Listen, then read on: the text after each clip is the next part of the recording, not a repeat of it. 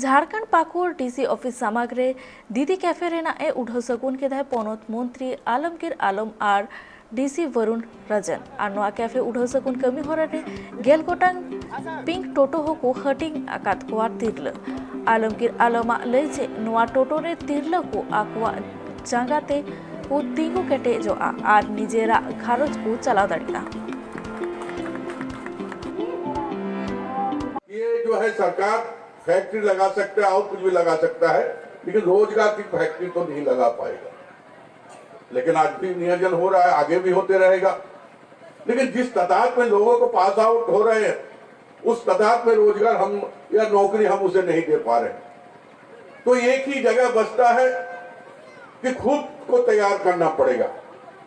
और अपने ही रोजगार अपना खोजना पड़ेगा, जो सेल्फ एम्प्लॉयमेंट के नाम से हम लोग बोलते हैं कि आपकी रोजगार कैसे खोजा जाए। इसके पहले हुनर के तहत हम लोगों ने सिलाई कटाई के बारे में ट्रेनिंग देने के बाद उसको मशीन के उपलब्ध करा देने के बाद जब 1-1.5 महीने के बाद जब हम लोग समीक्षा किए थे और ये समीक्षा के उपरांत हम लोगों को देखने मिला कि जिन महिलाओं को ट्रेनिंग देकर